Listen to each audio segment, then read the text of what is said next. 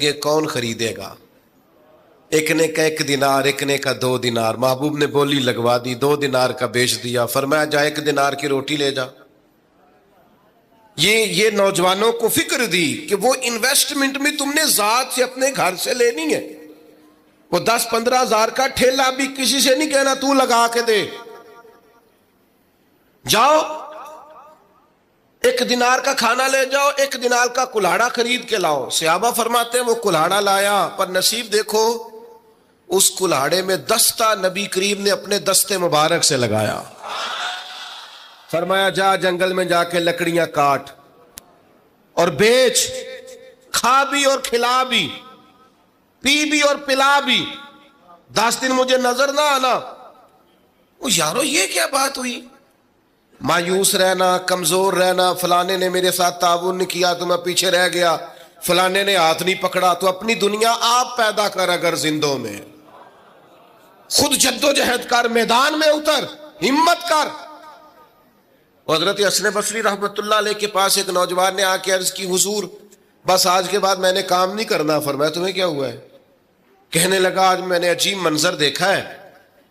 میں نے دیکھا ہے کہ ایک شیر نے شکار کیا بکرے کا، آدھا کھایا ہے، آدھا منہ میں پکڑ کے پہاڑی پہ چڑھ گیا. وہاں ایک نابینا لومڑی بیٹھی تھی، باقی کا اس نے اسے کھلایا ہے. تو حضور میں یہ سمجھ گیا ہوں کہ جو رب اس نابینا لومڑی کے لیے بندوبست کرتا ہے میرے لیے بھی کرے گا، لہذا میں نے کام نہیں کرنا. حضرت حسن بصری بڑا مسکرائے، فرمانے لگے کہانی میں کردار تو نے 2 دیکھے، ایک شیر ایک لومڑی. فرمانے لگے کیا بات ہے تیری، تو نے لومڑی بننے کا پروگرام بنایا، شیر بننے کا کیوں نہیں بنایا؟ تو شیر بننا، شکار کر، خود بھی کھا دوسروں کو بھی کھلا. یہ کیا بات ہوئی؟ امت کے جوان فائلیں لیے دفتروں کے چکر لگاتے اور اپنی بغل میں کاغذات لیے امبیسیوں کے پھیرے کاٹتے اور ایجنٹوں سے سوال کرتے کہ مجھے ملک سے باہر جانا ہے، کیا طریقہ ہے؟ یہاں رہ کے بھی محنت ہو سکتی ہے، اپنی مٹی پہ چلنے کا سلیقہ سیکھو. سنگ مرمر پہ چلو گے تو پھسل جاؤ گے.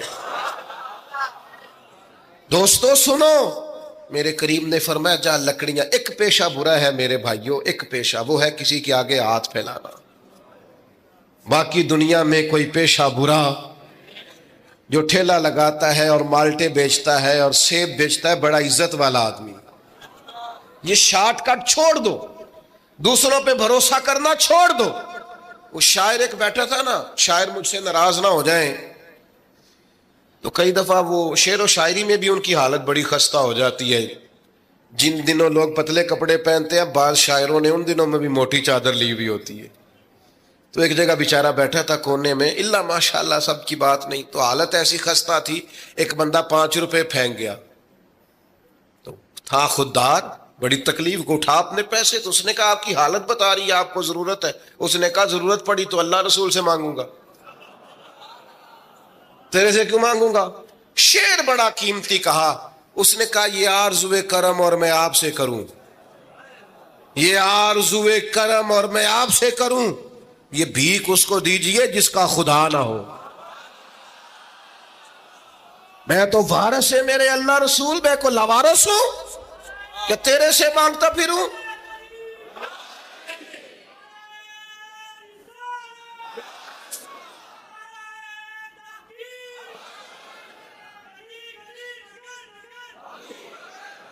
ماشاءاللہ ماشاءاللہ.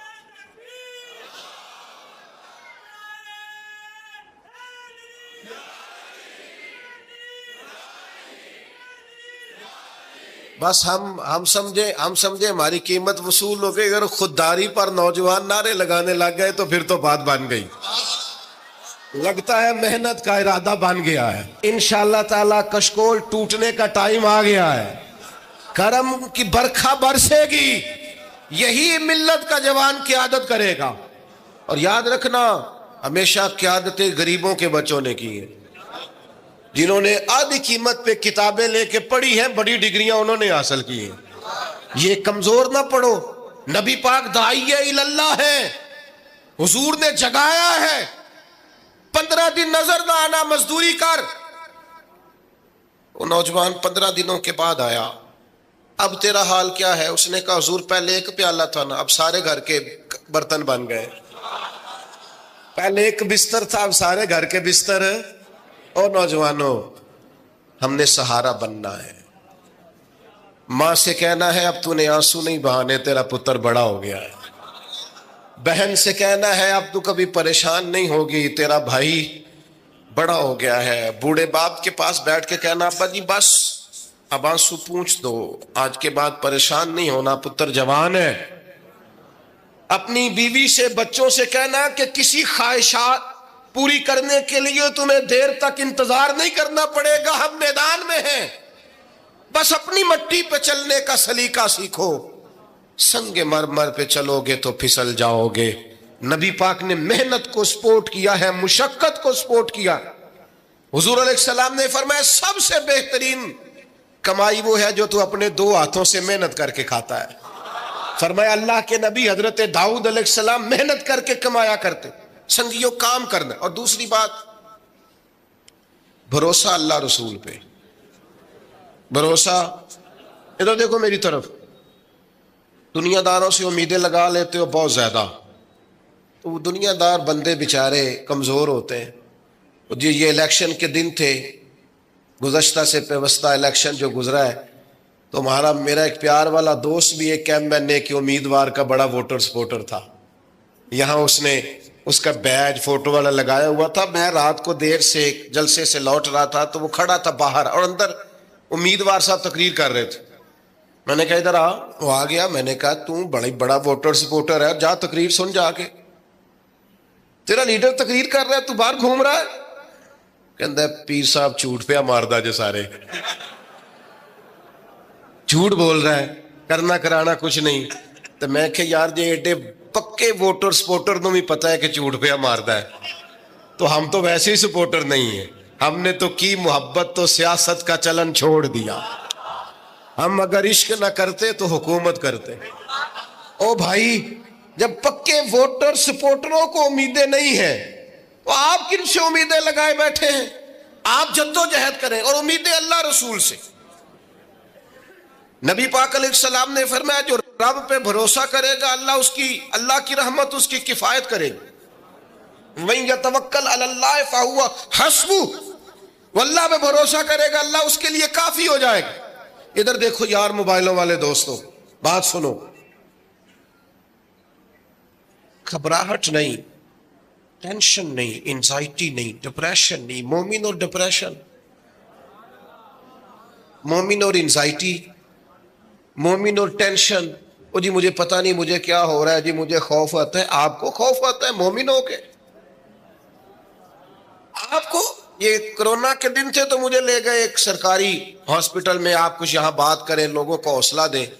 تو ایک ڈاکٹر صاحب مجھ سے کہنے لگے جی مجھے نہ تنگ جگہ بڑی گھٹن ہوتی ہے، تو موت سے بڑا ڈر آتا ہے، قبر تو بڑی تنگ ہوتی ہے. میں نے کہا ڈاکٹر صاحب کچھ بھی. کہنے لگے سانس ہی نہیں آتا، چاروں جانب سے بند ہے. تو میں نے کہا بچہ بھی تو ماں کے پیٹ میں سانس لیتا ہے نا. آپ نے تو سبحان اللہ کہا. وہ ڈاکٹر تھے، انہوں نے نہیں کہا. وہ کہنے لگی جو تے اماں لیندی صاحب.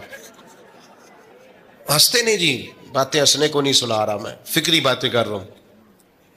کہا وہ تو اماں آکسیجن لیتی ہے تو بچے کو جاتی ہے. تو میں نے کہا چلے ڈاکٹر صاحب وہ جو انڈے سے بچہ نکلتا ہے اس کے تو چارب جانو کوئی صورت نہیں ہوتی سانس کی.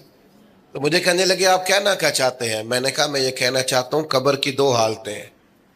قبر دوزخ کے گڑھوں میں سے گڑھا بھی ہے اور جنت کے باغوں میں سے باغ بھی ہے.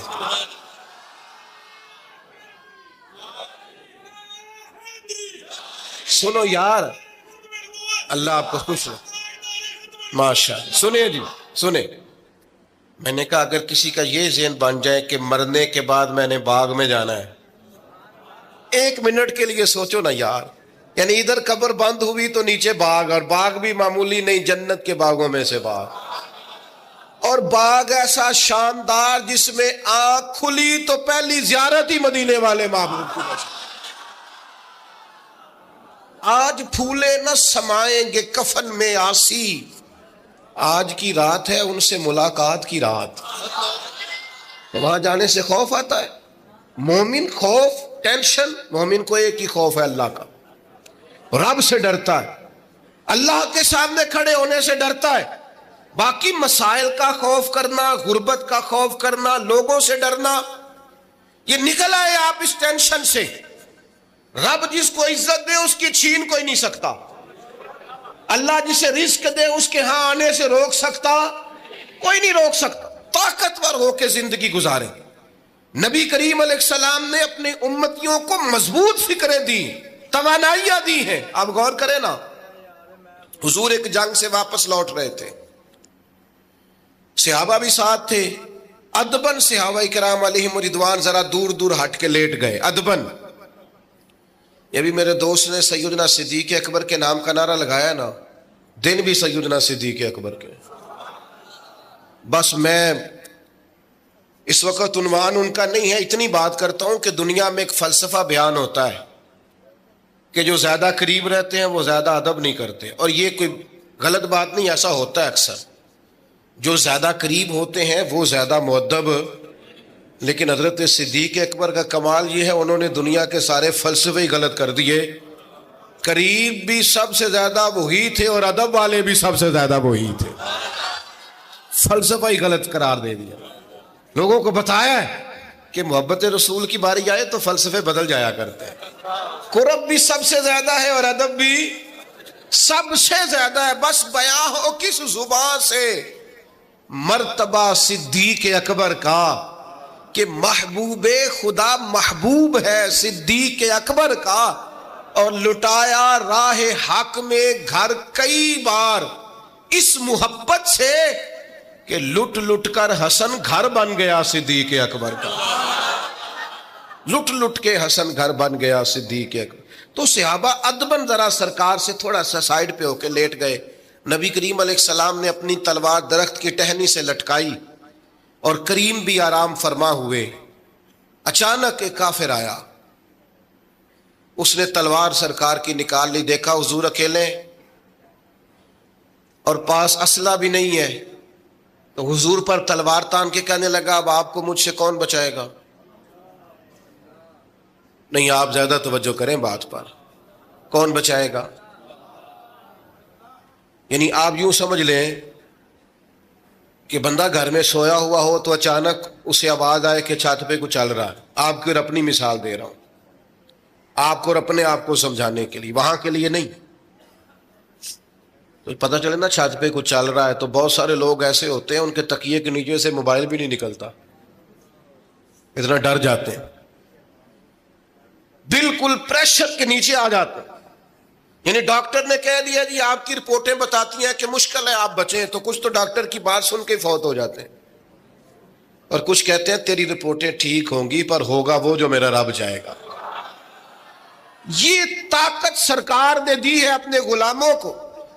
اس نے تلوار اٹھائی، کہنے لگا آپ کو کون بچائے گا؟ تو محبوب کے چہرے پہ اطمینان،